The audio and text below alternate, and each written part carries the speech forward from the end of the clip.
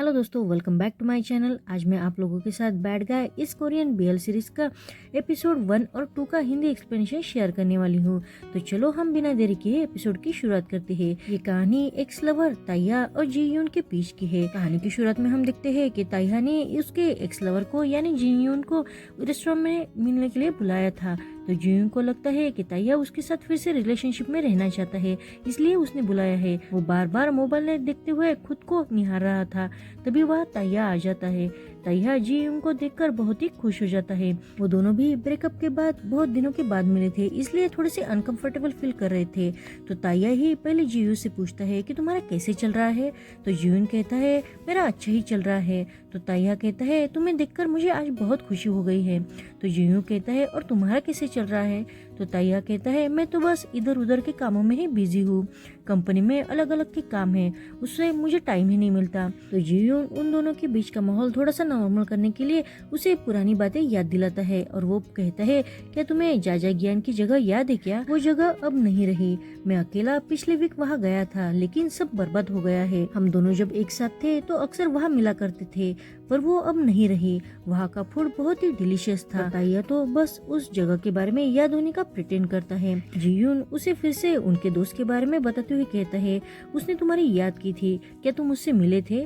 तो ताइया कहता है नहीं। तो जीयून कहता है हम तीनों को एक साथ मिलकर पार्टी करनी चाहिए, और वो बस उस दोस्त के बारे में बताने लगता है। तो ताइया उसे रोकते हुए कहता है जीयून मैं शादी करने जा रहा हूँ।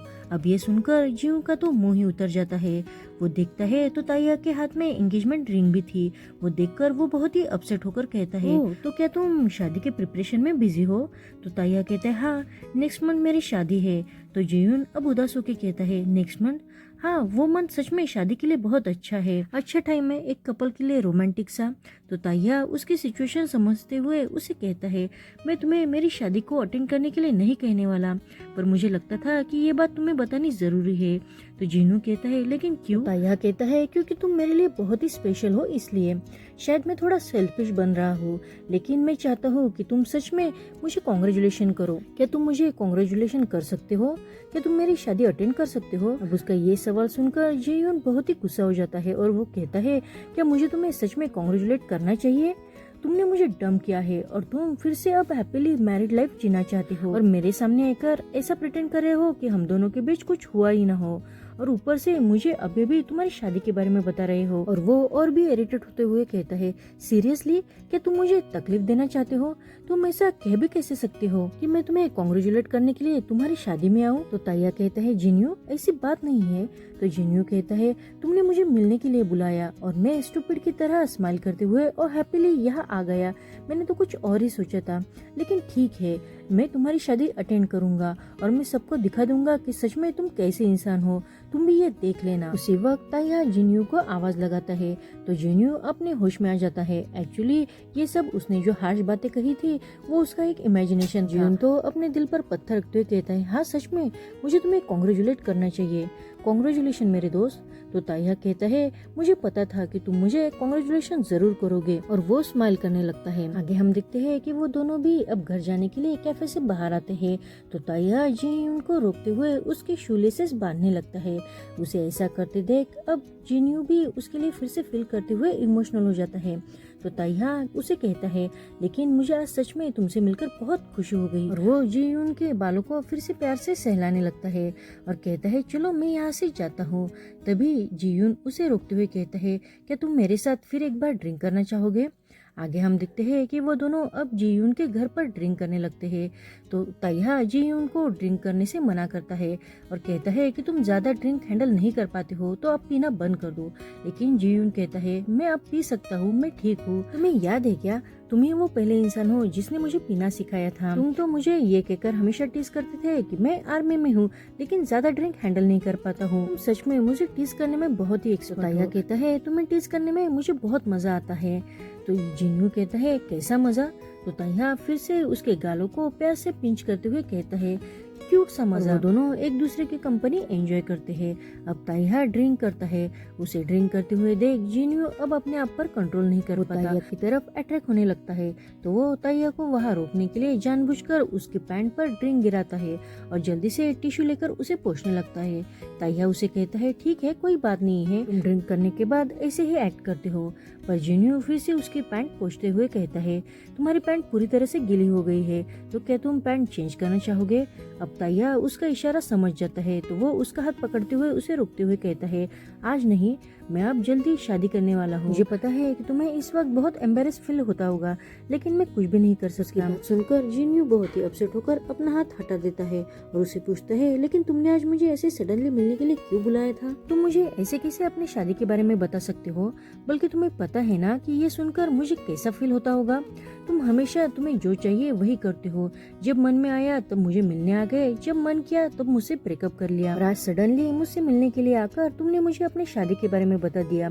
तुम ऐसा कुछ कर मुझे तकलीफ क्यों देते हो हमेशा? ताइया भी उसे देखकर इमोशनल होते हुए कहता है मैं आज तुमसे मिलने आ गया क्योंकि मैं तुमसे मिलना चाहता था। मैं किसी तुम ही हो जो मुझे अच्छे से जानते हो।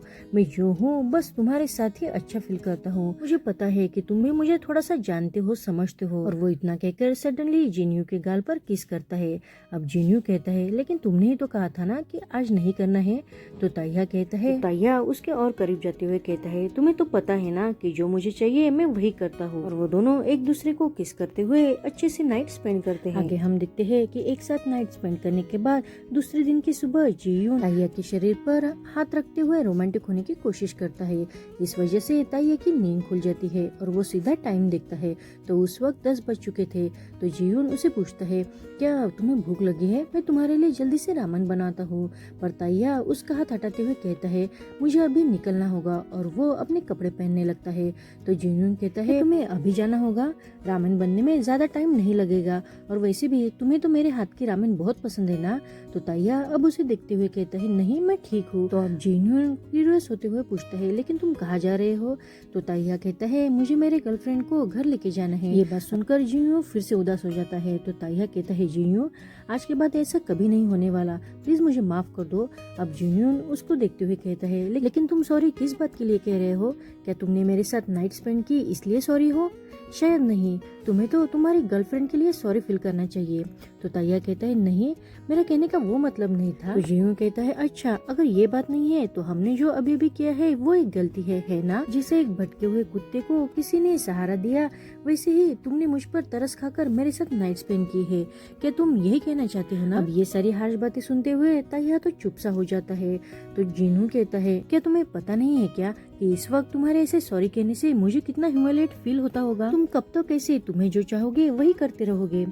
प्लीज अब मेरी जिंदगी से यहाँ से चले जाओ और आज के बाद मुझे कभी भी कांटेक्ट करने की कोशिश मत करना। उसकी ये सारी बातें सुनकर ताइया को भी बुरा लगता है और वो वहाँ से जल्दी से चला जाता है। उसके जाने के बाद जिन्यून तो बहुत ही अपसेट हो जाता है। नेक्स्ट हम देखते हैं कि जिन्यून अपने लैपटॉप में ताइया की फोटो देखकर उसे याद करते हुए अपसेट हो रहा था। तभी उसे ताइया का कॉल आता है।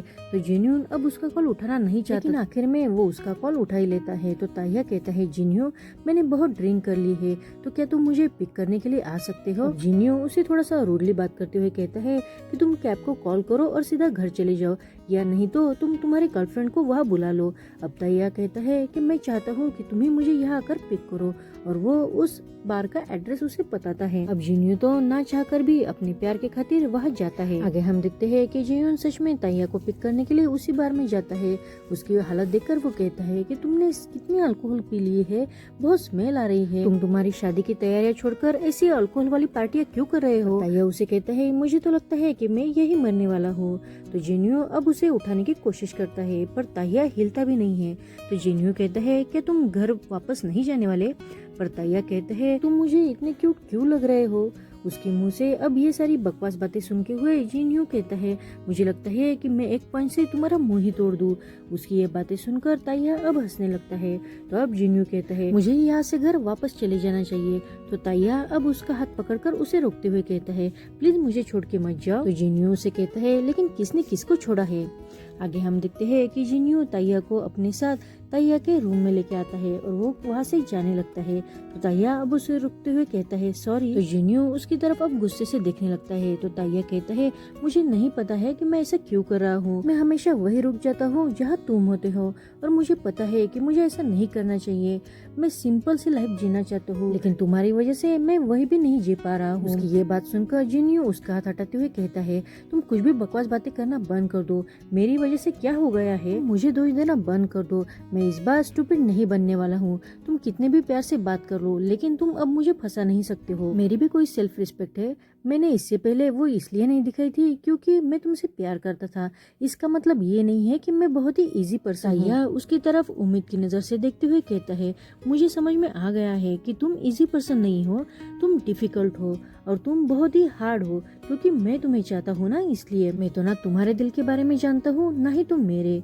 उसकी ऐसी सेंटी बातें सुनकर अब जियून कहता है भूल जाओ, तुम बहुत ड्रंक हो गए हो, तब मुझे यहाँ से चलना चाहिए। ताइया उसे फिर से रोकते हुए कहता है क्या मुझे मेरी शादी कैंसिल करनी चाहिए।